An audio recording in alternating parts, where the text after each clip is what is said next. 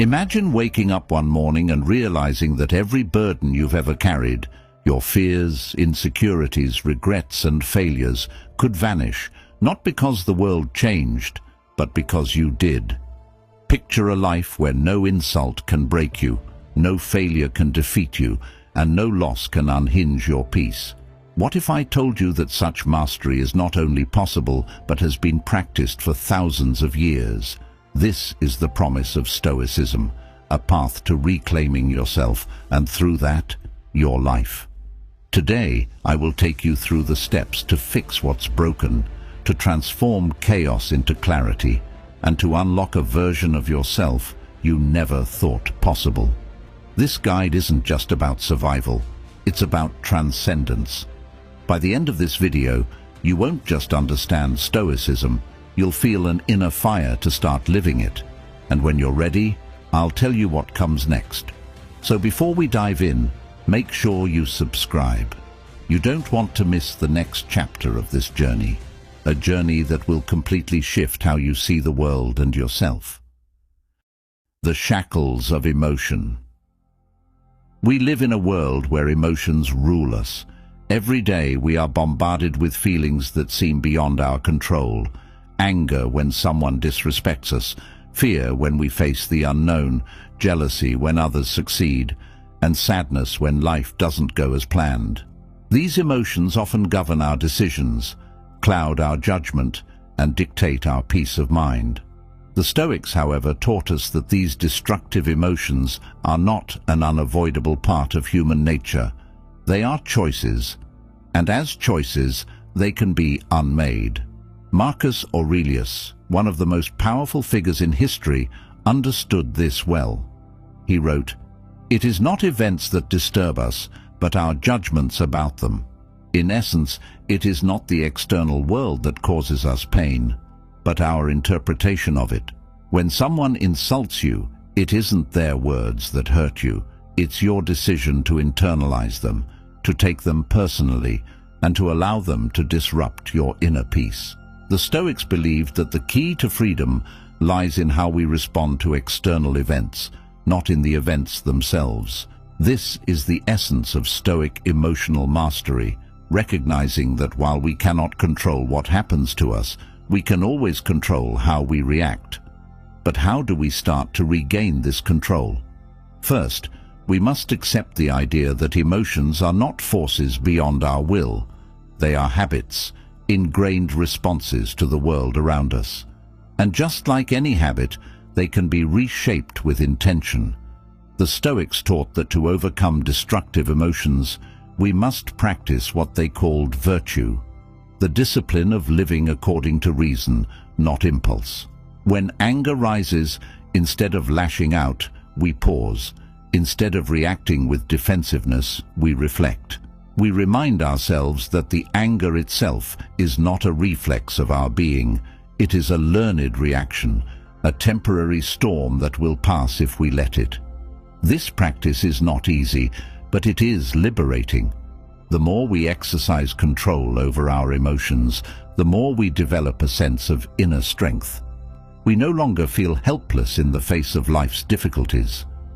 Instead, we stand firm, like a mountain that remains unmoved no matter how fierce the storm. Epictetus, another Stoic philosopher, put it succinctly. We cannot choose our external circumstances, but we can always choose how we respond to them. And in that response lies our true power. The Stoic journey, therefore, begins with this fundamental shift, realizing that we are not our emotions, and through reason and discipline, we have the ability to transcend them. The world will continue to test us, but we will no longer be slaves to its whims. We become the masters of our inner world. The illusion of control. Most of our suffering stems from one simple fact. We try to control what we cannot. We want the weather to be perfect, the traffic to move faster, and people to act according to our expectations. But the Stoics knew better. They taught that the key to peace lies in understanding one crucial distinction: what is within your control and what is not. Epictetus summarized this perfectly. Some things are up to us, and some things are not. What is up to you? Your thoughts, your actions, your choices. What is not? Everything else. The weather, the economy, other people's opinions. These are outside your influence. To worry about them is not only futile, but self-destructive. Think about the last time you were frustrated. Maybe someone cut you off in traffic, or your boss criticized you unfairly. Did your anger improve the situation? Did it give you more control, or did it make you feel worse? The Stoics would say that by reacting emotionally, you handed over your power.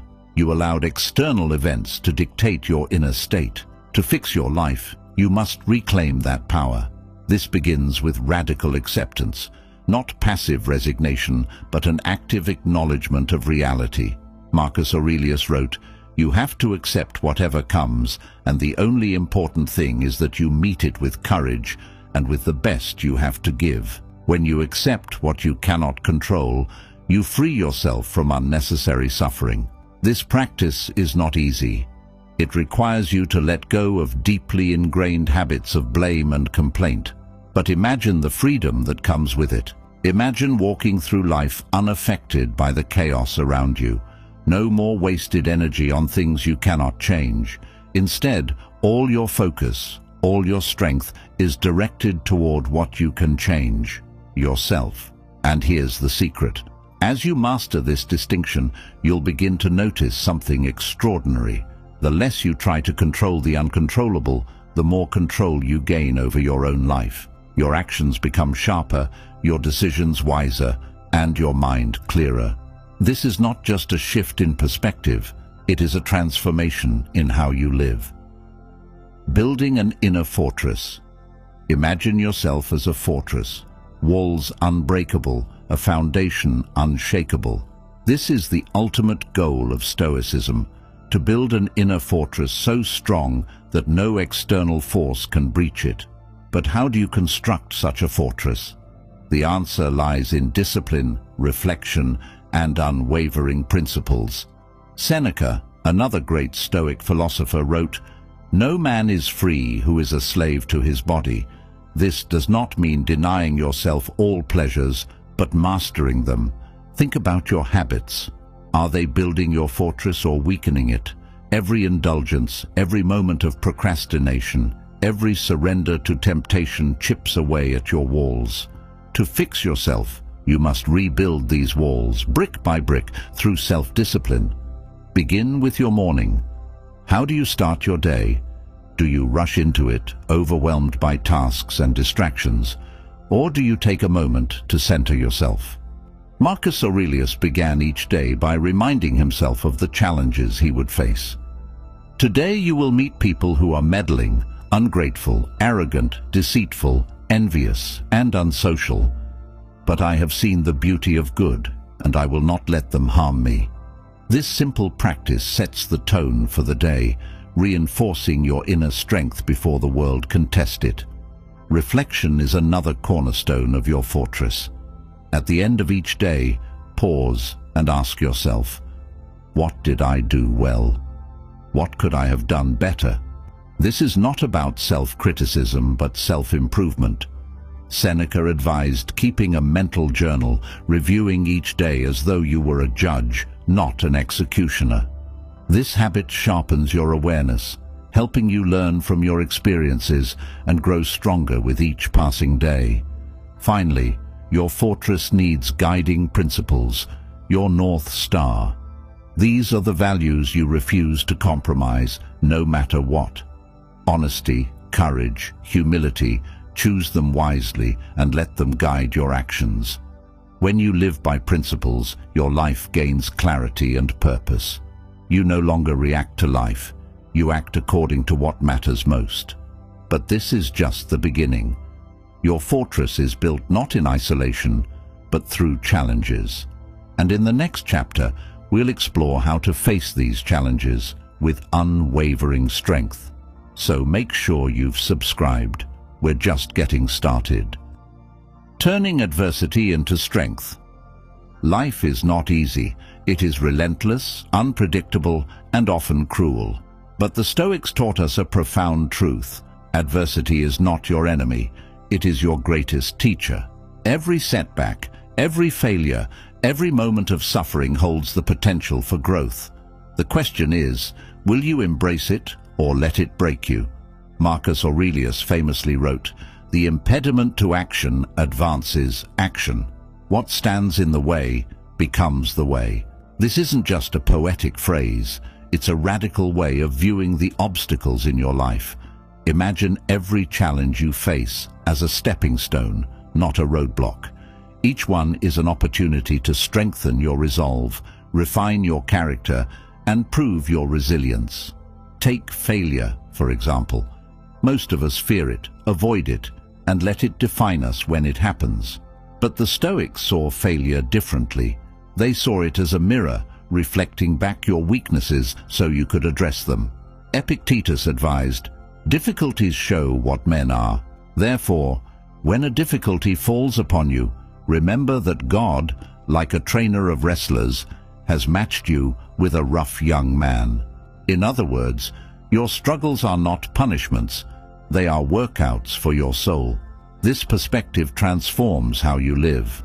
When adversity strikes, instead of asking, "Why me?" you ask, "What can I learn?" When life tests you, you meet it with gratitude, not despair. You begin to see every challenge as a gift, every hardship as a chance to become stronger. This mindset doesn't just help you survive adversity, it helps you thrive because of it. But turning adversity into strength is not just about perspective, it's about action. It's about taking the lessons life throws at you and using them to rebuild yourself. When you lose something or someone you love, Stoicism teaches you to focus on what remains. When you face rejection, it teaches you to look inward and find your worth. When the world knocks you down, it teaches you to stand up taller than before. Yet, there's a deeper truth here. Adversity doesn't just reveal your strength, it builds it. Each time you overcome a challenge, you're not just proving your resilience, you're expanding it. You're growing into the person you're meant to be. And this growth is what leads us to the next step in our journey, the art of living with purpose. Now that you understand the path, the power, and the purpose behind Stoic philosophy, the question is, will you walk it? The Stoics did not merely talk of wisdom, they lived it, breathed it, and became it. Each day was a battle for their peace, their integrity, and their strength, and each day they conquered it. The same is possible for you. By applying these timeless teachings, you can fix what's broken, heal what's hurting, and emerge not just stronger, but transformed. But remember, this is only the beginning. The next chapter in your journey awaits. Don't let this moment slip away. Subscribe now, because the next step will take you even deeper into the art of living a life of purpose, power, and unshakable peace.